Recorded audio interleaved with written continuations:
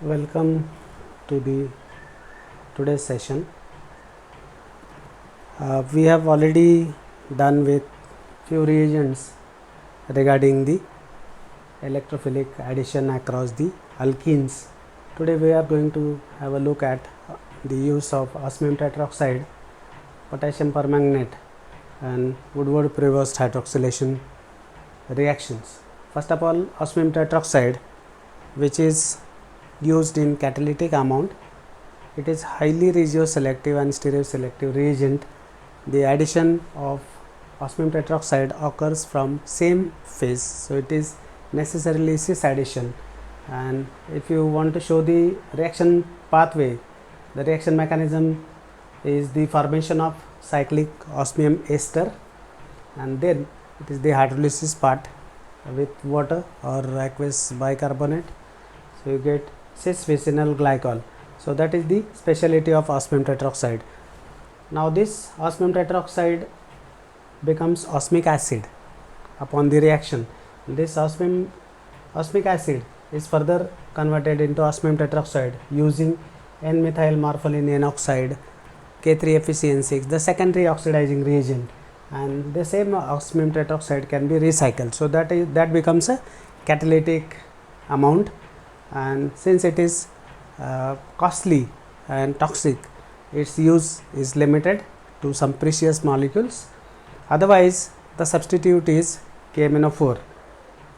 The only problem with KMnO4 is you cannot work at high temperature, otherwise the over oxidation may occur.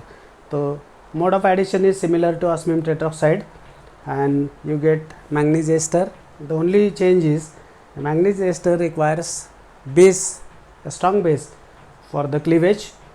So you can show the attack of OH minus, then this intermediate opens up, this O minus takes up proton from water, and then this O minus comes back, and again you are supporting it with the solvent. The manganese oxidation state, which was 7, now it has become 5. So manganese is undergoing reduction and the substrate is undergoing oxidation. Now coming to the next reagent, that is Woodward-Prevost hydroxylation, or the reagents are iodine silver acetate followed by acetic acid water. So initially iodine silver acetate interact, will write the mechanism separately. You get the iodinium ion, the acetate ion which is there in situ opens it up, you get this, then neighboring group participation followed by hydrolysis furnishes the compound of your interest, and this is again the cis vicinal hydroxylation reaction. The stereochemistry of this is entirely different than osmium tetroxide.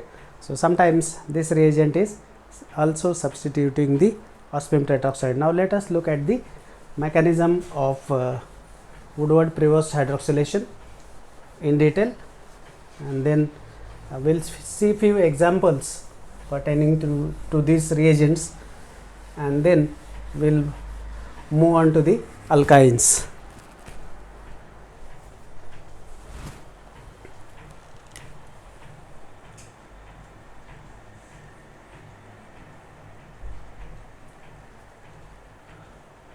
Silver acetate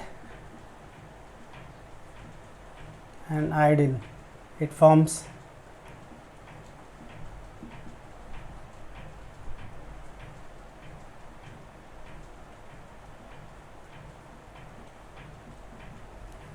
this acetate I plus is formed, silver iodide is released. Now this I plus interacts with this molecule and you get the formation of carbonium ion because you are donating electrons to I plus. Iodine has got lone pair, so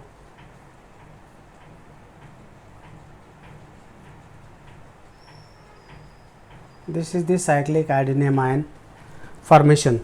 After this, the acetoxy group interacts and opens it up. So the next path is the opening of this, and of course the nucleophile is OSC. The attack takes place from the opposite side, and you will get the formation of this iodide, the silver acetate, O, C double bond O, CH3. I am just putting the acetoxy group together. Then what happens is, this is the neighboring group participation, and this is R2, R1, O, C, CH3, O. So this becomes positive. Then the attack of water molecule happens. I am just putting it on the top.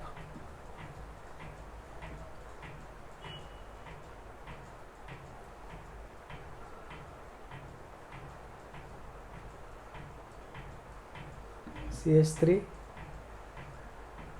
OH, of course we are skipping one step here, minus H plus. So one part becomes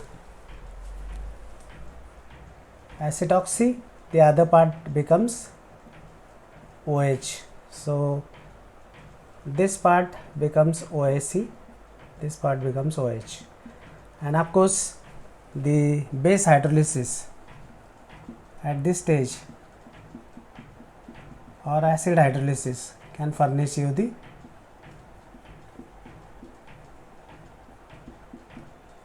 so that is a matter of hydrolyzing the ester. So ester can be hydrolyzed by acidic as well as alkaline medium. So you will end up with the glycol. Now this glycol will have the opposite stereochemistry to that of the osmium tetroxide. Now this is the overall Woodward-Prevost hydroxylation reaction. Okay. Now some examples based on these reactions. So first of all, the osmium tetroxide.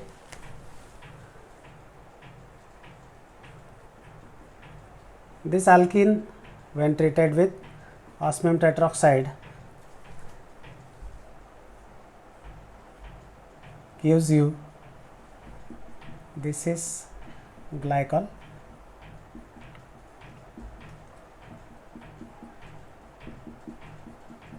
this is beta. So the geometry of these two substituent or stereochemistry of those two substituent is written in the reaction. Okay.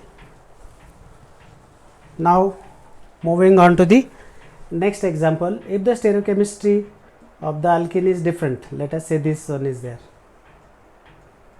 then osmium tetroxide.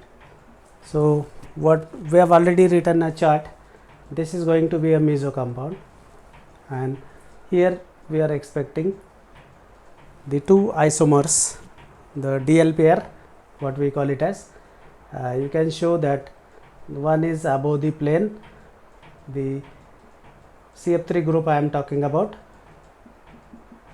one is behind the plane. Okay. Then the hydrogens, one is above the plane, the other one is behind the plane, and of course these are the hydroxyl. So this is there, and the mirror image of it. So I have to write the mirror image exactly by looking at the molecule what we have, then hydrogen CF3.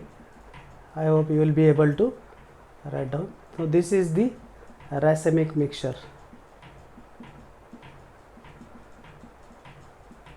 So depending upon the geometry of double bond or the stereochemistry of double bond, you will end up with different molecule. So this is cis alkene cis mode of addition meso compound. Trans alkene cis mode of addition should furnish the optically active compound. Okay, now that is about the osmylation we can have some more examples, but to begin with we are doing few examples for the illustration. So maybe in the practice session we'll have more examples on these reagents. The second reagent what we have was KMnO4. Now KMnO4, you can take any example. Let us take this steroidal alkene. I am not drawing the entire steroid here. So this is the alkene, and we are using KMnO4. So Mn, the double bonds, and then this is there. The mode of addition is same as we have seen earlier. The molecule is different, but it hardly matters.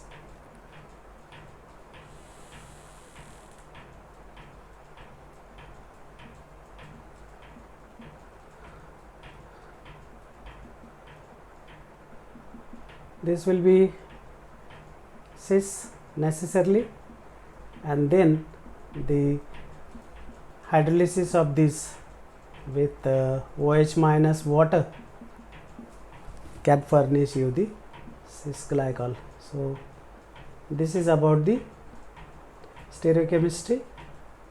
So and the another representative example for KMnO4. So KMnO4 gives cis glycol, and this is the another example for the illustration. The third reagent what we have seen today is the iodine silver acetate. I'll put the same alkene in this way. This is the steroidal alkene, and this is the thing. Now I plus OAC minus, I am just putting the reagent first of all, and what we have, the iodinium ion. Now this iodinium ion can be shown like this, then the attack of OAC minus, opening of this. So the attack happens from the opposite side, and what we have is the iodo.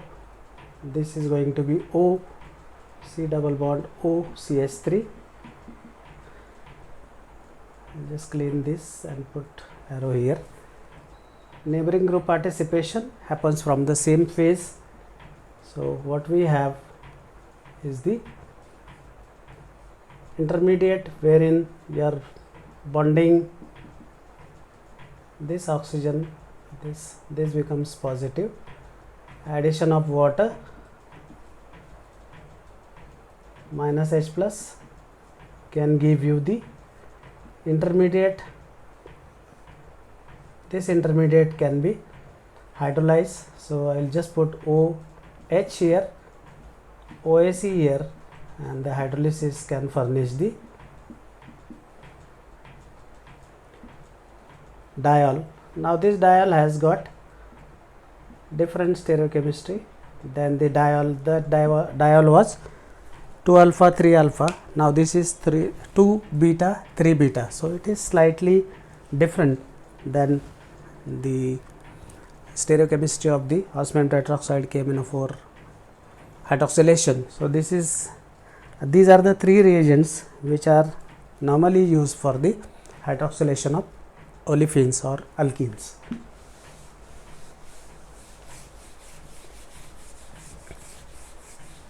Now moving on to alkynes.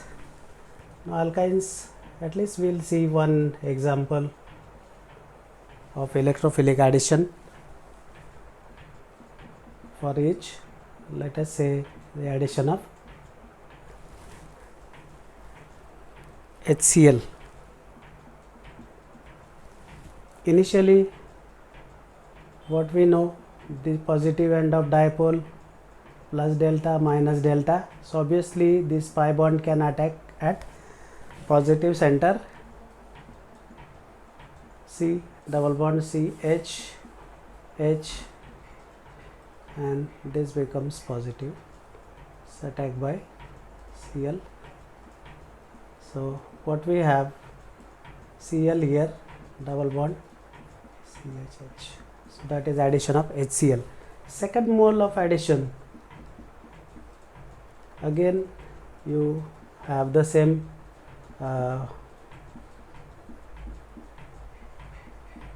CH3 plus. Now this is the stable most, so the second molecule or second chlorine goes to the same carbon.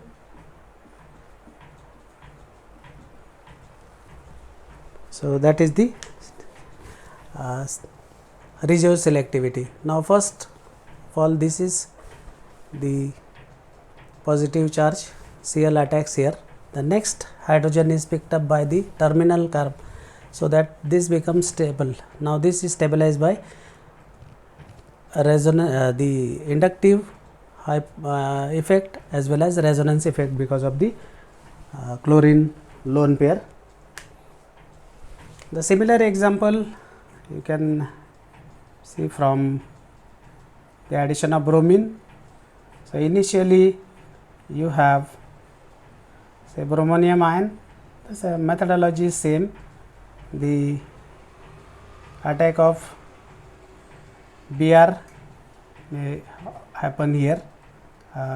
We have to show the opening of this Br, then second mole is added here. So finally you will end up with the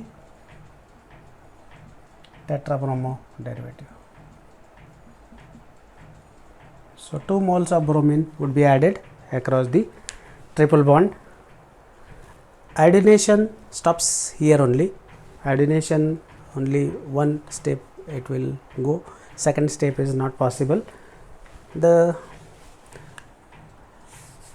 interesting example, we'll see that, and maybe next time we'll see more illustrative example. Now this is the addition of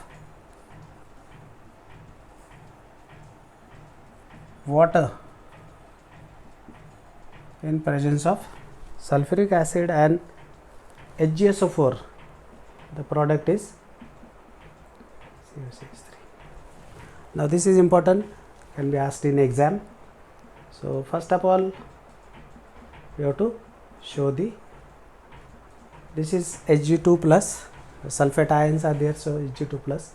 So initially this attacks and you will have pH, C double bond C, H and mercurium ion. The tetravalency of carbon is maintained.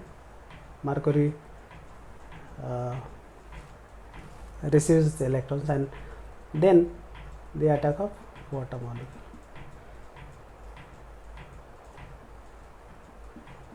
pH, C double bond CH, mercury, and then OH. I am skipping one step here, minus H plus, and finally before this it is the proton which is given by acid and you get enol. Now this is enol which tautomerizes to ketone, so that gives target molecule. So initially the mercuric ions they interact, then water molecule interacts, then this mercury C mercury bond is nucleophile, so it takes a proton from the medium and then ketoenol gives the final compound. Next time we'll continue from here. So maybe we'll have some more examples on the electrophilic addition reaction in detail.